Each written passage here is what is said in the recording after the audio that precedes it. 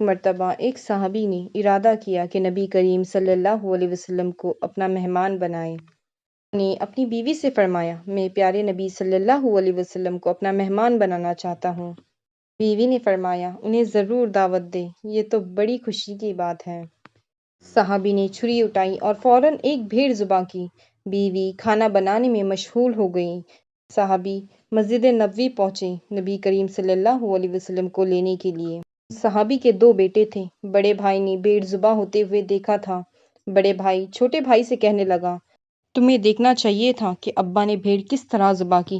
کیا میں تمہیں بتاؤں ابا نے بھیڑ کس طرح ذبح کی؟ چھوٹے بھائی نے ہاں میں جواب دیا۔ بڑے بھائی نے فوراً چھری اٹھائی اور اپنے چھوٹے بھائی کے گلے پر چلا دی۔ جب اس بچے کی چیخیں ماں کے کانوں میں پڑی تو ماں نے بچے کو ڈانٹ کر کہا، یہ تم نے کیا کیا؟ بچہ مار کے خوف سے چھت پر دوڑا اور چھت سے گر کر اس کی بھی موت ہو گئی۔ ماں نے جب دونوں بچوں کی لاشیں دیکھی تو سر پیٹ کر رہ گئی۔ اتنے بڑے صدمے کے بعد بھی نبی کریم صلی اللہ علیہ وسلم کے لیے کھانا بنایا اور کھانا بناتے ہوئے کوئی کوتاہی نہیں کی۔ انہوں نے دونوں بچوں کی لاشیں اٹھائیں اور ایک کمرے میں رکھ دیں اور اس پر کپڑا ڈھانپ دیا۔ کچھ دیر کے بعد وہ صحابی نبی کریم صلی اللہ علیہ وسلم کو اپنے ساتھ لے آئے۔ انہوں نے اپنے شوہر کو ایک کمرے میں بلایا اور سارا معاملہ بتایا۔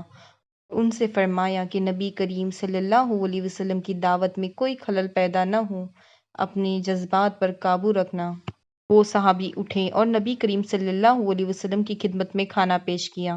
ابھی آپ نے لقمہ توڑا ہی تھا کہ جبریل امین وہاں پر آئے اور آپ صلی اللہ علیہ وسلم سے کہنے لگے کہ آپ اپنے میزبان سے کہیں کہ جب تک آپ کے دونوں بیٹے یہاں آ کر نہیں بیٹھیں گے میں تب تک کھانا نہیں کھاؤں گا۔ نبی کریم صلی اللہ علیہ وسلم نے ان صحابی سے فرمایا، اپنے دونوں بیٹوں کو بلاؤ، جب تک وہ نہیں آئیں گے میں کھانا نہیں کھاؤں گا۔ صحابی نے کہا کہ وہ بچے ہیں، کھیلنے کودنے گئے ہیں، نہ جانے کب آئے، آپ بسم اللہ کریں۔ نبی کریم صلی اللہ علیہ وسلم نے فرمایا کہ یہ ناممکن ہے، یہ اللہ کا حکم ہے، جب تک تمہارے دونوں بیٹے یہاں نہیں آئیں گے میں کھانا نہیں کھاؤں گا۔ ان صحابی نے کہا، یا رسول اللہ میرے دونوں بیٹے مر چکے ہیں۔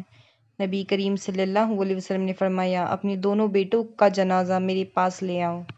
صحابی اٹھے اور اپنے دونوں بیٹوں کا جنازہ لے کر نبی کریم صلی اللہ علیہ وسلم کے سامنے رکھا۔ نبی کریم صلی اللہ علیہ وسلم نے اللہ سبحانہ وتعالیٰ سے ان دونوں بچوں کی زندگی کی درخواست کی۔ اللہ سبحانہ وتعالیٰ نے آپ کی دعا کو قبول کیا۔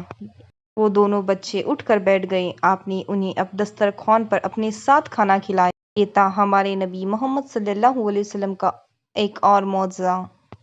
سبحان اللہ۔ اللہ اپنے نیک بندوں کو کبھی مایوس نہیں کرتا۔